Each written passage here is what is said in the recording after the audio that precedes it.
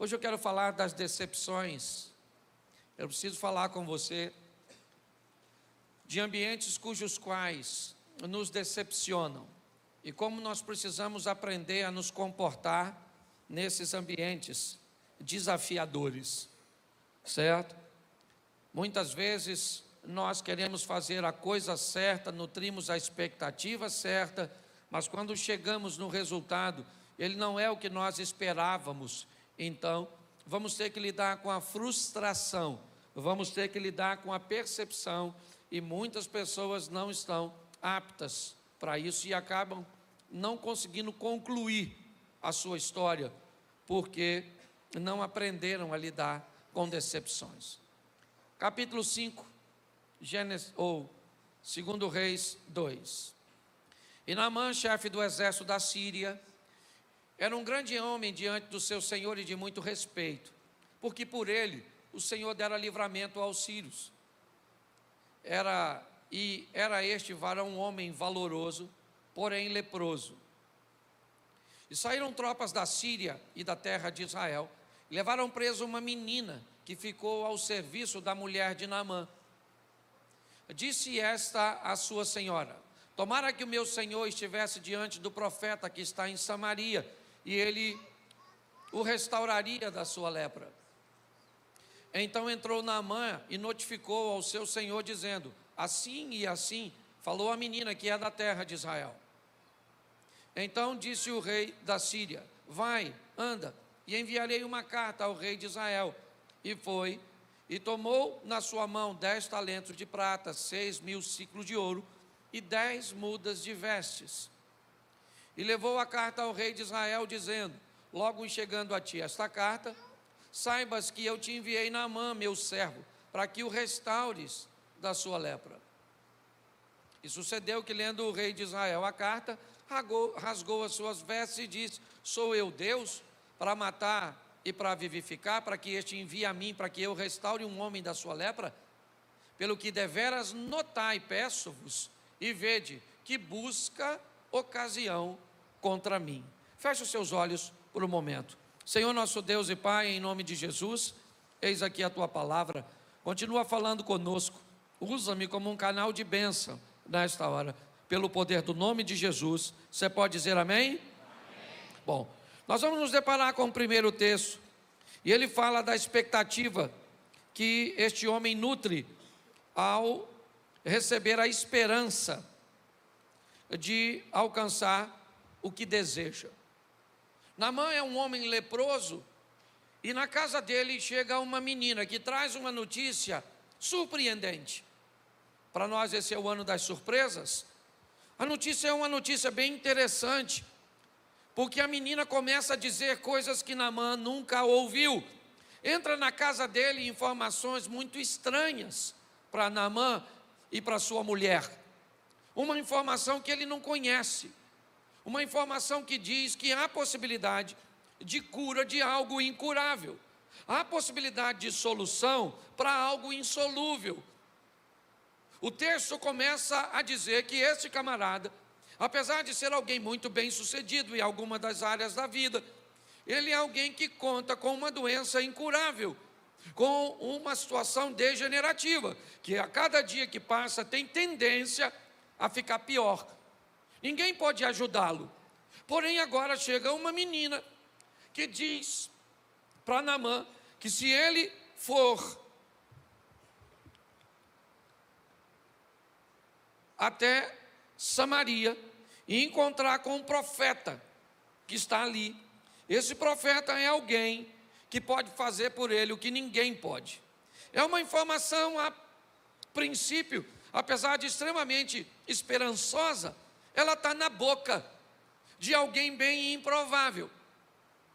Ela está na boca de uma menina que é estrangeira, há um distanciamento, não tem como verificar a informação, não dá para saber se é verdade, se não é, se a menina está querendo ganhar crédito com seus patrões, receber algum benefício.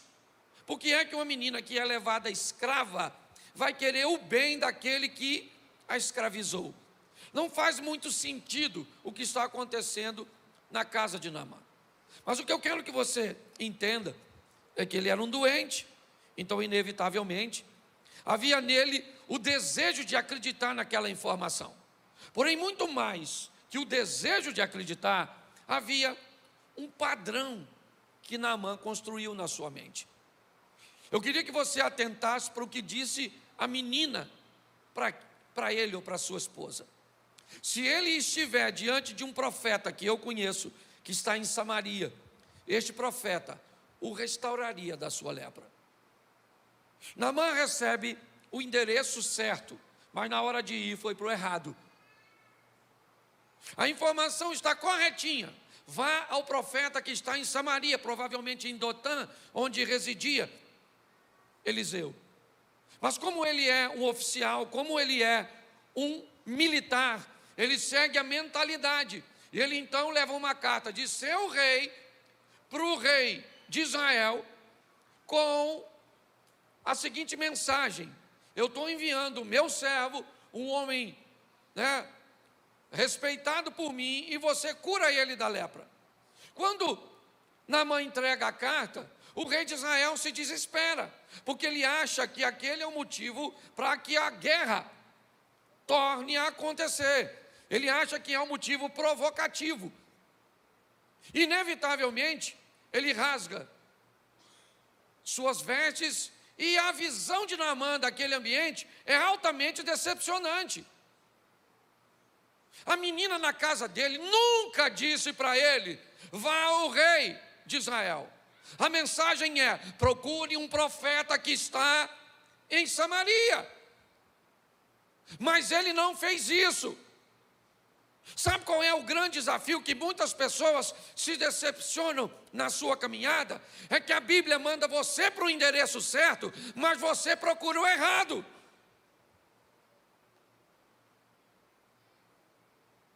Muitas pessoas hoje se decepcionam, chegam aqui na igreja decepcionadas com lideranças, com relacionamentos, com experiências negativas, simplesmente porque posicionaram-se de forma errada. Deixa eu falar uma coisa para você. Por mais que sejamos um corpo, e somos, por mais que uma igreja seja uma bênção, e aprenda uma coisa: o relacionamento que mais te sustenta é o relacionamento que você mantém com Deus. A Bíblia manda você, Cláudio Omar, se relacionar com Deus, e 1000 cairão ao teu lado, 10.000 à tua direita, e você não vai ser atingido. A Bíblia manda você se relacionar, Juliano, com Deus, porque pode faltar todas as coisas, mas Ele vai te manter de pé. O grande problema é que muitas vezes estabelecemos conexões humanas fortes e conexões divinas fracas. Nós precisamos olhar isso e ter maturidade. Por quê? Porque quando ele começa a sofrer decepções, uma em cima da outra, ele espera que o rei o cure, e o rei não cura. Ele espera ir até agora o profeta, e o profeta vai recebê-lo, e ele faz um modelo mental de como as coisas vão ser. Eu vou ir no culto, Deus vai falar comigo desse jeito, a porta vai se abrir, o milagre vai acontecer. Acorda, você não é Deus, Deus é Ele. Ele faz do jeito que quer, na hora que quer, da maneira que quer, e pronto. O modelo quem define é Ele, não é você. Quantas mulheres chegaram aqui aguardando a mudança de seus maridos, e o que elas não sabiam é que Deus as trouxe aqui para transformar a vida delas. Quantas pessoas vieram aqui para fazer uma campanha para a porta de emprego, e quando chegou aqui, o que Deus tinha preparado era salvação para a alma dessa pessoa. O grande problema é que quando você vai para o lugar errado, então deixa eu falar uma coisa para você, aprenda uma coisa: Deus te mandou para cá, sim, mas para se relacionar em primeiro lugar com Ele. Antes de receber a sua porta de emprego, aquelas coisinhas que parece que tem tudo a ver com você, porque você vem para quê? Para receber uma cura, um milagre, nossa, não é sobre você, é sobre Ele. Você vem para cá para que o nome dele seja glorificado através da sua vida. Você veio para cá porque ele é o Deus Todo-Poderoso que entregou o Filho na cruz para te dar vida eterna. Você veio para cá para agradecer a ele, não por aquilo que ele vai fazer, mas por tudo aquilo que ele já... O restante é só bônus. É assim que funciona. Quando eu olho para esse cara, ele fica decepcionado de olhar tudo aquilo que ele está vivendo. Então, que eu vejo gente indo para o lugar certo, mas às vezes com o propósito errado. Nós temos que ter cuidado com isso. Quando nós olhamos para essa história, é isso que eu vejo. Alguém que está desapontado com as situações. Por quê? Porque o modelo não é o que ele estabeleceu. Se você vai se relacionar com Deus, acorda. O modelo é dele. É ele que faz do jeito dele, é ele que entrega. Se quiser curar, cura. Se não quiser, ele leva e pronto. Ah, pastor, queria... Ah, minha mãe está com 95 anos. Dá para orar para ela não morrer? Claro que dá. Mas quando a velha fizer 100 e ficar doente de novo, você vem de novo pedir. Ah, vê agora, coitado, está só com 100. Aí a velha fez 110. Parece prima do Highlander. E aí, ficou doente de novo. Por quê? Porque todas as vezes que tiver um ente querido seu perto da morte, você quer que ele continue? É assim que funciona. Então tem gente que só vai servir a Deus se o desfecho for do jeito que ele quer. Está no lugar errado, querido. O Deus aqui é o Todo-Poderoso. E se você vem para cá para servir a Deus, para que Ele faça segundo o seu modelo, ainda dá tempo. Pede para sair. Porque você está no lugar certo, com a postura errada. Ele fica frustrado, por quê? Porque o que ele escutou do profeta foi: vai lá e dá 7 mergulhos no rio sujo. Ele indignou-se porque ele não viu o processo de cura. Ele não viu substâncias terapêuticas nas águas do rio. Mas Deus está querendo falar: Naamã, não tem a ver com a água do rio. Tem a ver comigo e com você. Eu quero que você experimente o que você nunca experimentou. E para isso, eu permiti que uma crise chegasse. Você tem que entender que a crise que você enfrenta não veio na sua vida para te destruir, ainda que ela possa fazê-lo. Mas a missão dela é mostrar para você, para o seu casamento, para o seu negócio, para seus filhos, para a sua família, certo? Que Deus está no controle de tudo, pode entrar na sua vida e mudar a sua história para sempre. É assim que funciona. Só que muitas vezes nós, como Naamã, não conseguimos enxergar. Eu vou falar para vocês, abrir meu coração. Meu iPad descarregou, eu estou tentando fazer isso com o meu celular, porque meu esboço está aqui. Mas se eu não fosse um crente que sou, diria que o diabo está me perturbando. Que tá, vou te falar. Certo? Então presta atenção. Ele consegue alcançar, apesar da decepção. Ele fica curado. Posso ouvir um amém? Amém. Isso. Vou montar aqui, não vou citar o texto para a gente ganhar tempo no segundo culto, é mais fácil. A Bíblia conta a história de um homem que tem um filho endemoniado. E que ele espera alcançar a cura em Jesus. Ele nutre todas as suas expectativas de ter um encontro com Jesus, e através de Jesus, seu filho vai ficar liberto daquela possessão demoníaca. Porém, o texto diz que quando ele chega no local que ele espera encontrar Jesus, Jesus não está, mas lá estão seus discípulos. Ele então entrega seu filho para seus discípulos. Olha bem, ele sai de casa para procurar Jesus. Imagina que vai encontrar Jesus num determinado lugar. Quando ele chega lá, Jesus não está, mas ele vê a maior parte dos discípulos de Jesus ali. Ele então resolve entregar seu menino endemoniado nas mãos dos discípulos, para que eles expulsassem o demônio. Não tem problema nenhum, desde que eles entendam que o que eles estão fazendo é encontrando com os discípulos de Jesus e não com ele. Isso me parece não ficar muito claro para aquele homem. Quando ele entrega seu filho aos discípulos, o que acontece? Os discípulos não conseguem expulsar o demônio. E agora a situação vai ficar bem difícil.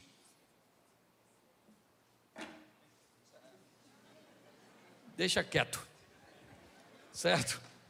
Porque senão eu vou ficar prestando atenção ali, não vou. Então presta atenção. Quando ele chega com a expectativa: meu filho vai ficar liberto. E de repente ele vê sua particularidade virar um espetáculo. De repente ele vê sua privacidade sendo exposta. Era vergonhoso para ele ver seu filho ficar possuído por um demônio, virar um espetáculo, porque quando um demônio se manifesta, inevitavelmente um espetáculo se estabelece. No meio daquele espetáculo, ele descobre que não vai dar certo, as coisas não vão terminar bem. Mais uma vez ele vai voltar com seu filho possesso para casa, quando de repente chega Jesus no ambiente. E agora Jesus, no meio daquela situação, chama o homem. Isso para mim é extraordinário. Eu vejo isso o tempo inteiro no meu gabinete, no bate-papo. Como é que as pessoas vêm de outros lugares com as experiências negativas? Agora aquele homem está diante de Jesus. Jesus pode fazer por ele o que ninguém pode fazer. Mas quando Jesus pergunta a ele se ele quer ver seu filho curado, se ele quer ver seu filho liberto, ele olha e diz: eu tenho um problema. Minhas experiências anteriores são tão ruins que eu estou com dificuldade de acreditar que o Senhor pode fazer alguma coisa. Minhas experiências são tão frustrantes, são tão decepcionantes. Eu estou tão decepcionado com líder evangélico. Eu estou tão decepcionado com religião. Eu estou tão decepcionado com casamento. Eu estou tão decepcionado com política. Eu estou tão decepcionado com tanta coisa que eu já não estou conseguindo assimilar e gerenciar bem. E de repente ele olha para Jesus e diz: se o Senhor puder me ajudar, faça alguma coisa. Jesus olha para ele e diz: nós temos um problema. Se você consegue acreditar, apesar de todas as suas decepções, eu sou capaz de fazer. Não venha lidar comigo com as decepções de outras pessoas. Me parece que você está duvidando de mim porque você já foi em muitos lugares que não conseguiu resolver seu problema. E agora você me procura, marcado por decepções anteriores. Aprenda uma coisa: seus relacionamentos anteriores não vão definir o relacionamento que você mantém comigo. Se está decepcionadinho lá fora, aprenda a resolver suas emoções, porque quando vem para a minha presença, eu não sou homem para que minta, não sou filho do homem para que se arrependa. Se eu falar, eu faço. Hoje, o grande desafio da maior parte das pessoas é que as experiências que elas mantiveram lá atrás são tão ruins, sabe? Que elas agora, quando têm a oportunidade de viver um milagre, às vezes elas estão diante de seu milagre. É assim que acontece. Mas e agora? Como é que elas fazem? Como é que ela reage? Me parece que o passado vem à tona na mente delas, bloqueando a capacidade de viver o que tem. Eu não sei de onde você veio, eu não posso mudar seu passado. Não. Ah, pastor, eu me divorciei, eu fiz isso, eu fui aquilo. Seu passado não me incomoda. O que me incomoda é o que você planeja fazer de seu futuro. Isso sim. Eu não posso mudar. Eu posso te influenciar a viver um estilo de vida extraordinário. Quando nós olhamos para esse ambiente, o que nós estamos vendo? Também naquele homem, inicialmente, ele sempre procurou o quê? O certo, a libertação de seu filho, sempre no lugar errado. Nós vemos isso o tempo inteiro na Bíblia e na vida das pessoas. Vamos mudar de texto? Vamos para Jacó. O que ele queria? Ser grande. O que ele queria? Ser um vencedor. O que ele queria? Ser a bênção. O que ele tinha? A bênção. Antes dele nascer, Deus falou com a mãe dele: no seu ventre tem 2 nações, e o maior serve o menor. Quem é o maior? Esaú. Quem é o menor? Jacó. O que Deus disse? Ele já era grande antes de nascer. Mas por que ele lutava por uma grandeza? Porque ele achava que seu sucesso estava em comprar, em adquirir alguma coisa de seu irmão. Ele deseja a coisa certa, porém, no lugar errado, da forma errada. E ele fica muito frustrado, porque o que ele planejava, segundo o modelo dele, era o quê? Era ser o líder de seu clã. Era substituir talvez seu pai, o que para ele era algo extraordinário. Porém, a maneira cuja qual ele tentou estabelecer, esse é que é o grande problema nosso. Nós queremos as coisas segundo o nosso modelo, e dizemos que o Senhor é o nosso Deus. Se Ele é o nosso Deus, as coisas vão ser de acordo com o modelo que Ele estabeleceu e pronto. Se você gosta ou não, isso não muda. O grande desafio nosso é ter que lidar com esse ambiente de desconforto, de decepção, que muitas vezes enfrentamos. Se nós não entendermos isso, gente, nós vamos ter sérios problemas. E aí, por que, me perdoe o que eu vou falar, mas por que pessoas muitas vezes migram de um ambiente religioso para o outro? Porque é mais fácil mudar de igreja do que mudar de postura. Porque é mais fácil mudar de igreja do que corrigir comportamento. Quando nós olhamos, nós vemos o quê? Ambientes decepcionantes. Seja ele no coração, a de Naamã, seja ele agora no coração deste homem que vai lidar com Deus dessa forma. Quando nós olhamos para a historinha do homem que está no tanque de Betesda, o que vemos? A mesma coisa. O que ele está? Decepcionado com as pessoas. Ele está ali há tanto tempo paralisado, não consegue chegar numa água que supostamente se movimenta trazendo cura. O que ele quer? Chegar lá. Para quê? Para ficar curado. E o que ele tem agora? A cura diante dele. E o que acontece? Ele não consegue lidar bem com esse momento. De repente, Jesus está diante dele, fazendo a pergunta que ele mais gostaria de ouvir: você quer ficar curado? Ele disse: ninguém me leva lá não. Lá onde, cara? Eu estou perguntando se você quer ficar curado. Ele disse: mas ninguém me leva lá. Eu estou sempre aqui negligenciado pelas pessoas que não observam a minha dor, que não observam a minha solidão, que não observam a minha necessidade. Eu estou sempre aqui vivendo isso. Eu estou cansado de tudo isso. Jesus está perguntando: eu não quero saber de suas decepções anteriores. Eu quero saber se você quer a oportunidade de mudar a sua vida. Preste atenção, passado é passado. E aqui todo mundo tem passado duro. Aqui tem gente que foi traído, tem gente que foi abandonado, tem gente que foi esquecido, tem gente que foi adotado. Aqui tem gente de todos os tipos. Todo mundo aqui tem passado e ele não é fácil para ninguém. A minha pergunta é: o que você quer de futuro? O que você planeja para o seu amanhã? Essa é a minha pergunta. Nós precisamos tomar um posicionamento diante de Deus. Por quê? Porque estamos numa oportunidade. É isso. O que Deus está nos dando, eu tenho falado o tempo inteiro. Oportunidade, está lá, 2 ofertas, já foi falado aqui pelo Smith, 2 ofertas, 2. Por quê? Porque tem 2 pessoas fazendo, e uma tem um resultado, outra tem outro. A Bíblia o tempo inteiro está falando isso. Tem 2 mulheres moabitas que podem ir para Belém para mudar a sua vida. Uma vai e a outra não. Por quê? Porque uma quer e outra não quer. Tem 2 mulheres tendo filhos. Uma cuida do filho, outra deita sobre o filho e mata o menino sufocado. Quantas tiveram a oportunidade de ter um filho?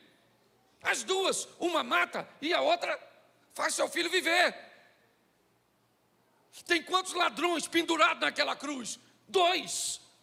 Um vai ser salvo e o outro não. A oportunidade era para os 2.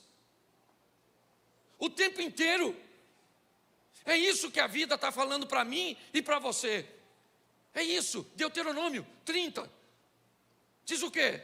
Em verdade, hoje tenho posto diante de vós vida e morte, bênção e maldição, e eu aconselho a vocês a viver a vida, para que viva tu e a tua descendência. Opções. O problema é que a opção vitoriosa, ela requer protocolos, posicionamentos, ela requer postura, que muitas vezes nós não estamos dispostos. A verdade é essa. Olha bem, Saul e Davi, ou melhor, Jacó e Davi estão diante da mesma situação. O que eles têm? A proposta de serem grandes. Quem é o impedimento de Jacó? Esaú. Quem é o impedimento de Davi? Saul. Saul. Preste atenção, a situação é a mesma. Quem é que impede Jacó de ser o primogênito? Esaú. Quem é que impede Davi de ser rei? Saul. Qual é a diferença? É que Jacó quer subtrair de Esaú o que Esaú tem, e Davi quer esperar o que Deus vai fazer para colocá-lo no lugar onde sempre disse que ele estaria. O grande desafio nosso é esse, sabe? Assumimos uma postura correta de um Deus que quer entrar na nossa vida para viver conosco, não um momento, mas uma história. O grande problema, você quer ver?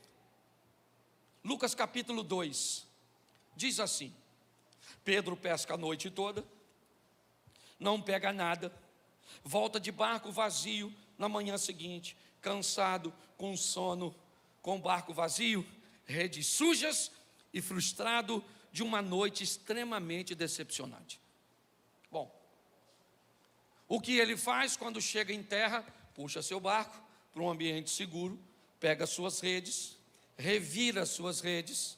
Sabe aqui? Quem aqui já soltou pipa? Levanta a mão. Isso, lembra quando você soltava a pipa no meio do mato?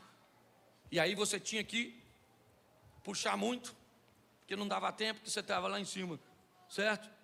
E aí agora então você olha para o chão e sua linha está toda, então você vai na ponta da linha e começa a revirar. Para quê? Para desembolar a linha. Pedro está no mesmo processo. O que ele olha são redes sujas, barco vazio, decepção, cansaço, sono, tudo isso. E o que ele faz? Ele revira as suas redes para remover delas aquilo que ele nunca quis pegar, que foram as folhas, as algas, as sujeiras. Por quê? Porque de noite ele vai sair para pescar de novo. Pedro não pode ser paralisado por uma decepção anterior. É isso. Ele tem que vencer tudo isso. Ele está com uma expectativa de vai pegar muita coisa de noite, porque essa noite vai ser diferente da anterior. Essa noite passada foi a noite do peixe, mas essa noite vai ser a nossa. Vamos lá, André, vamos lá, Tiago, vamos lá, João. Quando de repente o chefe dos crentes vem andando na areia, Jesus de Nazaré, entrou no barco de Pedro, que acabou de lavar as redes, e disse: vamos dar uma pescadinha, vamos dar uma palavrinha? Bota o seu barco na água que eu vou pregar, vai virar meu púlpito. Pedro deve ter falado: estou cansado, pois pega um barco aí, de gente que nem saiu, pô. Não quero entrar no seu, vamos dar um pulinho ali, e eu vou usar seu barco. Pedro deve ter falado: tá bom, esse camarada, segundo Lucas, esse é o primeiro encontro de Jesus com Pedro. Provavelmente Pedro já ouviu falar dele, mas ainda não fazia parte da patota. E agora, Jesus entra no barco, eu imagino Pedro com sono, escutando aquela palavra que devia ser maravilhosa, mas sono é sono, certo? Por melhor que seja, eu imagino ele lá, igual você quando vem do trabalho, dia de semana, que se o pastor perguntar: quem quer ir para o inferno? Fala um amém. Já lotou um ônibus, certo? Você já fez isso, é ou não? Escute só. E agora nesse ambiente, nós olhamos, Jesus termina de falar e diz para Pedro um improvável: aí Pedro, vamos pescar? Pedro deve ter falado: amador, sempre os amadores, não sabe a hora certa, não sabe nada, mas vamos embora. Saiba de uma coisa, eu contei uma história aqui, vou repetir ela para vocês, porque você precisa saber e lidar com quem faz. Não trate Jesus como qualquer um. Um pastor estava apacentando suas ovelhas quando de repente parou um camarada na beira da estrada com um carrão. Olhou para o pastor que estava perto da cerca e disse: nossa, que rebanho bonito. Ele disse: minhas ovelhas. E o homem disse: se eu acertar quantas ovelhas o senhor tem aqui, o senhor me dá uma?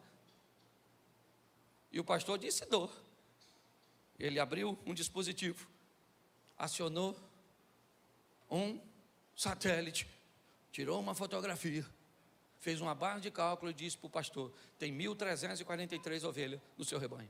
O pastor falou: caramba, é isso mesmo. Ele disse: então posso pegar uma das ovelhas? Ele disse: claro. Pegou uma ovelha e botou no carro. Aí o pastor falou: posso te fazer uma pergunta? Ele disse: pode. Se eu acertar com a sua profissão, você me devolve a minha ovelha? E o camarada falou: devolvo. Ele disse: o senhor é consultor? Ele disse: sou consultor. Como é que você sabe? Primeiro, você chegou aqui sem eu te chamar. Segundo, você me cobrou para me dar uma resposta que eu já sabia. E terceiro, o senhor não sabe nada do meu negócio, me devolve meu cachorro. Certo? Porque nem a diferença entre o cachorro e uma ovelha, você sabe. Aprenda. Se você vai trazer alguém para a sua vida, traga alguém que vai fazer a diferença. Me perdoa os consultores aí, é só uma brincadeira, tá bom? Estou só brincando, vocês sabem que eu sou, ok? Mas observe bem. Se você vai introduzir alguém na sua vida, introduza alguém que sabe o que está fazendo.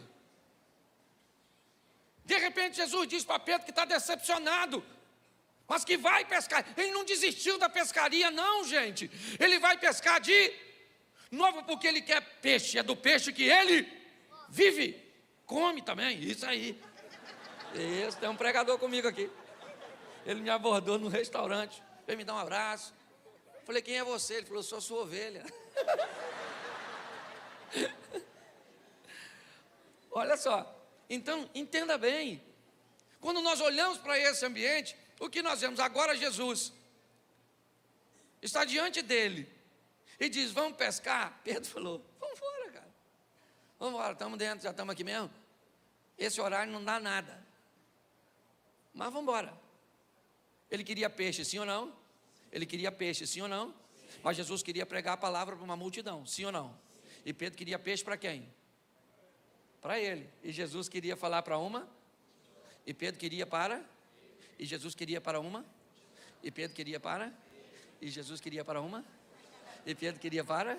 É só para você olhar para você, que Pedro, você e eu, não tem muita diferença. A diferença está nele. Ele sempre pensa no coletivo e você sempre pensa no individual. Na maior parte do tempo, é o seu casamento, o seu dinheiro, a sua saúde, a sua família, os seus bens, é sempre sobre você. Ele é sempre o reino, o povo, a igreja, é sempre sobre o coletivo. Não que não há impedimento nenhum no enriquecimento e no engrandecimento individual, mas o chefe disso tudo, ele está numa visão macro, mano. Então, se tu quer mudar de vida, pare de pensar em tu e pense no reino. Que quando você pensa e trabalha por reino, tu é abençoado. Jesus está lá: me empresta seu barco para eu falar para a multidão. E Pedro está pensando: eu tenho que pegar uns peixes para mim, pô. E Jesus fala: mas eu preciso pegar umas almas para o reino. E Pedro: mas barco vazio, poxa, rei de sujo, estou cansado, vou dormir. Mas no final Jesus sabia que ele queria, falou para ele: vamos dar uma pescadinha. Pedro falou: vou falar uma coisa para o senhor, acabei de lavar a rede agora, estou cansado para caramba, e se eu não peguei nada de noite, não vai ser agora que eu vou pegar.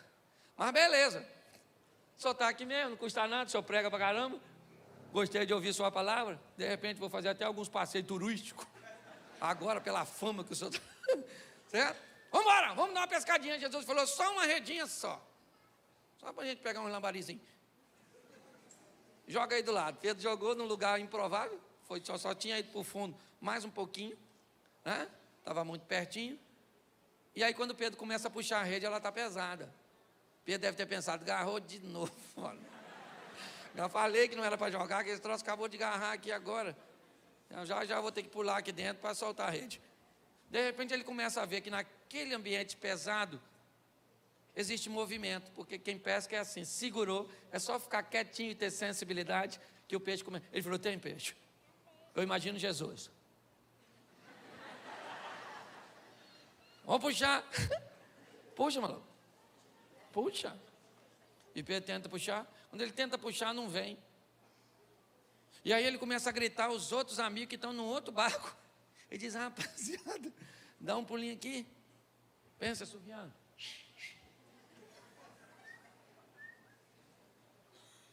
Alguém deve ter pensado lá, não pegou nada, ainda deve estar naufragando. Né? Deve estar afundando. Vamos lá, socorrer, Pedro. Chega lá, o que foi, Pedro? O que foi, irmão? O cara não prega só não. Isso pesca barbaridade. Vamos embora. Aí puxa os dois, conduz a rede até a areia. E quando chega na areia, Pedro foi lá com Jesus. Falou, aí, Jesus. Beleza? O senhor precisava do meu barco para pregar. Eu precisava do senhor para pegar os peixes. Beleza? Tá, não sei nem se eu tenho freezer para isso tudo que peguei. Mas vamos embora, vamos tentar negociar isso. Pode ir embora, porque eu já tenho o que eu... É, isso aí, querido. Isso é o crente. Faz uma campanha, recebeu a cura. Senhor, até a próxima doença.